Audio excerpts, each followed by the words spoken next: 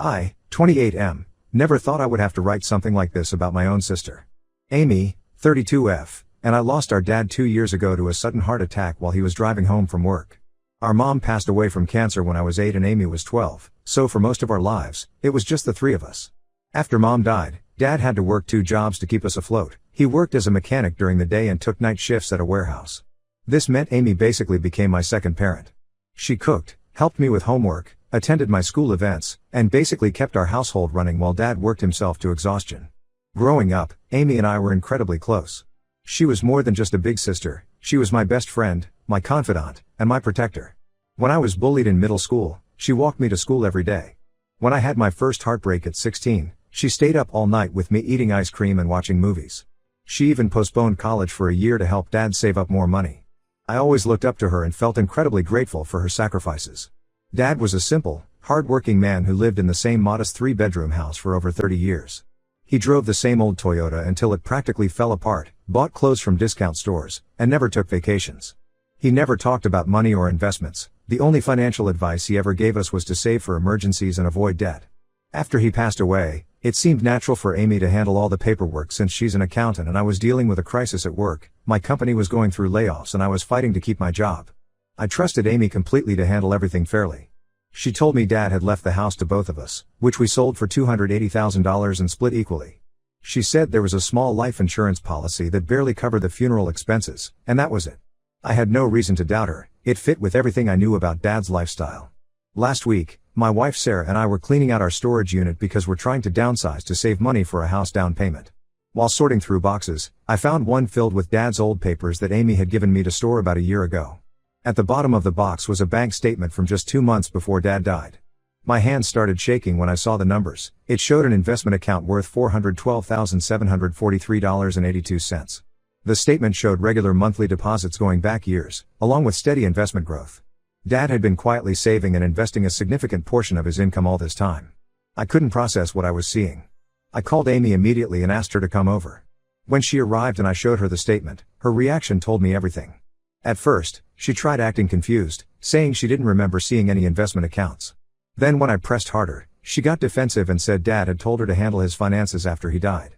Finally, after I threatened to contact the bank directly, she broke down and admitted that she had known about the account all along and had transferred all the money to herself shortly after dad's death. Her justification made me feel sick. She said she deserved the money more because she had sacrificed her youth taking care of me. She brought up every little thing she had ever done for me, making my school lunches, helping with college applications, lending me money when I had credit card trouble in college, which I paid back in full with interest. She said I was too irresponsible with money to handle a large inheritance, pointing to my past financial mistakes even though I've been completely debt-free for years and have a good job in IT now. The past 2 years started playing back in my head with this new context. While Sarah and I have been living in a tiny 1-bedroom apartment, struggling to save for a house, postponing having children because we couldn't afford a bigger place, Amy bought a beautiful new house last year. She claimed it was all from her and her husband's savings from their jobs. She even gave us budgeting advice and suggested we cut back on eating out, which we barely did anyway, to save more. I told Amy she had 24 hours to transfer my rightful share of the inheritance, or I would be contacting a lawyer. She started crying and saying I was destroying our relationship over money, that I was being ungrateful after everything she had done for me. Her husband Mark has been calling and texting nonstop, saying I'm being selfish and trying to guilt me into letting it go for the sake of family peace. He keeps bringing up how Amy helped raise me, as if that gives her the right to steal hundreds of thousands of dollars from me. Most of our extended family is taking Amy's side. Our Aunt Linda called me yesterday saying I should be grateful for everything Amy did for me growing up and not ruin our sibling relationship over money. My cousin Pete told me I was being heartless and that Amy deserves extra compensation for being my stand-in mother. But none of them seem to understand that this isn't about the money anymore, it's about the betrayal. How many times over the past 2 years has Amy watched me stress about money while sitting on my inheritance? How many times has she offered financial advice while actively hiding my money from me? I keep thinking about Dad and how heartbroken he would be to see this. He worked so hard his entire life to provide for us, saved diligently while denying himself any luxuries, only for Amy to steal it all and justify it based on past sacrifices that she chose to make. He always taught us to be honest and fair with each other, saying that integrity was more important than money. Now every childhood memory I had of us being a close, loving family feels tainted. The 24-hour deadline expires tomorrow morning. After that, I'm contacting a lawyer first thing Monday. My wife is furious and fully supports taking legal action. I never imagined my sister could betray me like this, but I can't let her get away with stealing my inheritance while pretending to be the caring big sister.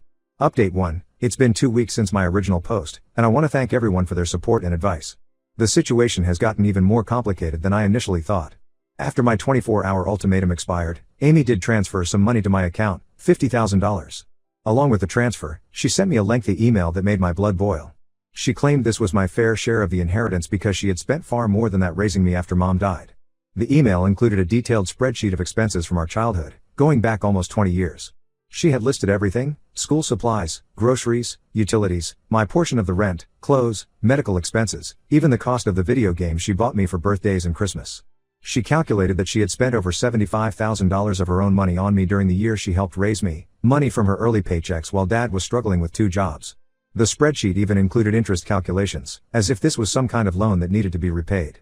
Reading through her itemized list of every single thing she had ever done for me felt like a punch to the gut. Every act of sisterly love had been reduced to a transaction, with a price tag attached. The sister who I thought had helped raise me out of love was now presenting me with a bill for her services. I couldn't sleep that night, thinking about how she had been keeping these mental receipts all these years while pretending to be the loving big sister. The next morning, I contacted a lawyer who specializes in estate fraud. During our first meeting, he asked a crucial question that I should have thought of sooner: had I ever seen Dad's actual will? I realized I hadn't. Amy had handled everything and just told me what was supposedly in it. The lawyer immediately helped me request a copy from the county records. What we discovered made me physically ill. Dad had left explicit instructions for everything to be split 50-50 between us. The will specifically mentioned not just the investment account I had found, but several other assets I didn't even know existed. There was a second investment account, some bonds, and a life insurance policy that Amy had completely hidden from me. The total estate was worth close to $700,000, not just the $400,000 I had discovered. Amy had hidden almost twice as much as I originally thought. But the real gut punch came while going through the box of Dad's papers more thoroughly. At the bottom, in an envelope I had initially missed, were 2 sealed letters, one addressed to me, one to Amy. Dad had written them 3 months before he died but never got the chance to give them to us. My hands were shaking as I read mine. Dad wrote about how proud he was of both of us, how he had worked and saved his whole life to make sure we would be okay after he was gone. He also mentioned being worried about Amy's attitude toward me. Apparently, she had made some comments to him about feeling like she had missed out on her youth because of having to help raise me. In Amy's letter, which I probably shouldn't have read but couldn't help myself, Dad thanked her for helping with me but also expressed concern about her growing resentment. He wrote that the inheritance was meant to be split equally specifically because he wanted us to stay close as siblings after he was gone. He worried that money might come between us and made it clear that his estate was meant to be shared fairly. Reading those letters destroyed me. Dad had seen this coming somehow and tried to prevent it, but never got the chance. I confronted Amy with copies of the will and letters at her house. She completely broke down and admitted everything. Through tears, she told me she had been bitter for years about sacrificing her youth to help raise me. When Dad died, she saw the inheritance as her chance to finally get compensation for all those years. She had convinced herself that she deserved more than me, that Dad would have understood if he knew how she really felt. The lawyer says we have an absolutely solid case for estate fraud. The existence of the will makes it clear-cut: she deliberately concealed assets she was legally required to share. Now Amy is calling me constantly, begging me not to take legal action because it will ruin her career as an accountant. Her husband Mark, who was originally pressuring me to let it go, has now turned against her after learning the full truth about how much she had hidden. Most of our relatives who initially took her side have gone quiet after learning about the will and letters.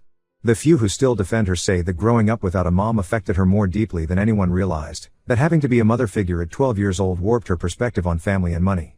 They might be right, but that doesn't excuse what she did. I'm proceeding with legal action. The lawyer is preparing the paperwork now. Amy keeps trying to negotiate, offering different amounts to settle, but I don't trust a word she says anymore. I've blocked her number and told all relatives that I won't discuss it with them. This goes beyond money now, it's about years of lies and manipulation from someone I trusted completely. Finding out that she had been secretly resenting me all these years while pretending to be the loving big sister has destroyed any chance of salvaging our relationship. Update 2. 3 months have passed since my last update, and what we've discovered through the legal process has changed everything. My lawyer subpoenaed Amy's bank records as part of the estate fraud case, and what we found was far worse than I imagined.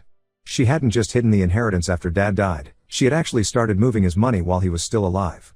In his final year, when Dad was having some health issues and occasionally forgetting things, Amy had convinced him to add her name to his accounts to help manage his finances. She used this access to gradually transfer small amounts to her own accounts. The bank records show a pattern that makes me sick to my stomach. Every month, she would move $3,000 to $5,000 from Dad's accounts to hers, timing the transfers with his regular pension deposits so he wouldn't notice the missing money. She did this for almost a year before he died, taking close to $100,000 in total. She even changed his online banking password so he couldn't check the accounts himself, telling him it was for security reasons. When my lawyer presented this evidence to her lawyer, Amy finally broke down and told the full truth. Dad had started having occasional memory lapses in his last year. Nothing serious, forgetting where he put his keys, missing a few bill payments, that kind of thing. But Amy used these minor incidents to convince him he needed help managing his money. Instead of telling me or getting proper legal arrangements made through a lawyer, she decided to take control herself. According to Amy, she initially told herself she was protecting Dad's money for both of us. She claimed she was worried he might give money to scammers or forget to pay important bills. But once she had access to his accounts and saw how much he had saved, she started feeling entitled to more. She admitted to manipulating Dad during his vulnerable moments, making him think he was spending more than he actually was so he wouldn't question where the money was going. The bank records also revealed something that made me even more furious. During this same period, while she was stealing from Dad, she had borrowed $15,000 from me for what she claimed was a medical emergency with her husband Mark. She paid me back eventually, but now I realize she was using Dad's stolen money to do it. She was literally using stolen money from our father to pretend she was paying me back. The lawyer says this changes everything legally. It's not just estate fraud anymore. What she did could be considered elder financial abuse since she took advantage of Dad when he was showing signs of cognitive decline. She manipulated him into giving her account access, then systematically stole from him while hiding his declining mental state from me. If we pursue this angle, she could face criminal charges. Mark finally reached out to me directly last week. He's filing for divorce after discovering Amy had been hiding money from him too. Apparently, she had been lying to him about their finances for years. He found out she had a secret account he never knew about, and now he's worried she might have been stealing from her accounting clients as well. Amy is now offering to return everything plus interest if I agree to drop the case. She sent me a long email explaining that she got in over her head and didn't know how to stop once she started. She claims she always intended to pay it all back eventually but kept finding reasons to delay.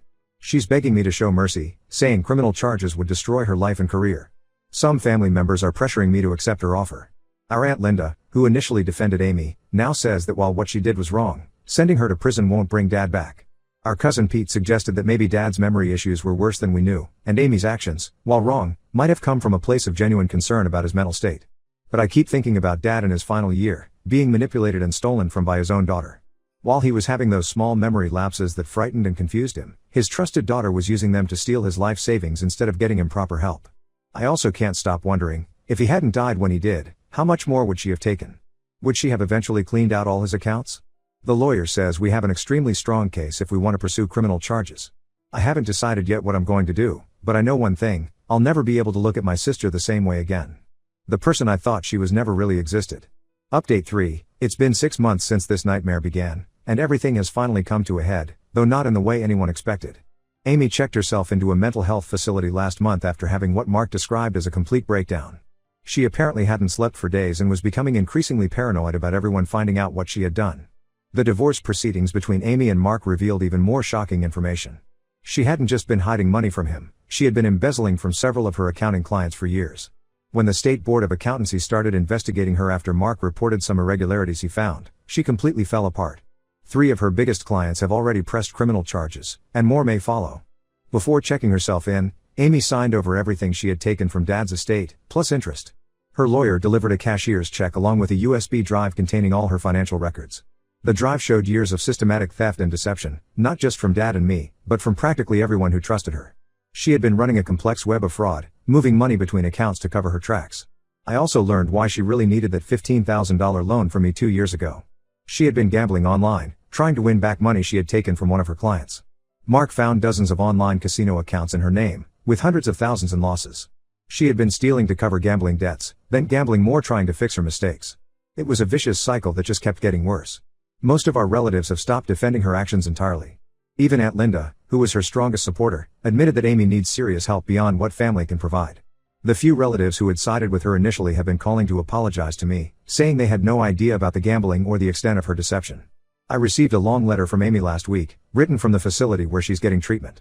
She finally explained everything, how she started gambling in her early 20s as a way to cope with the stress of being a surrogate parent, how it spiraled out of control, and how she had been living a double life for years. She wrote that she had convinced herself she deserved Dad's money as compensation for her sacrifices, but really she just needed it to cover her gambling losses.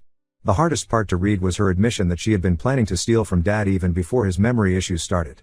She had just used his confusion as an excuse when she got caught.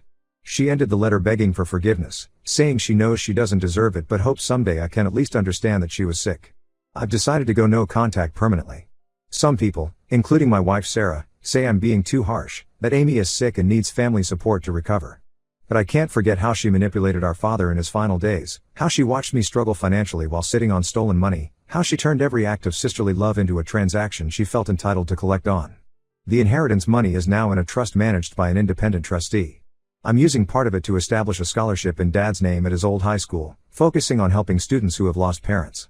It feels like the right way to honor his memory and his belief in education as a path to a better life. I still catch myself missing the sister I thought I had, but I've finally accepted that person never really existed.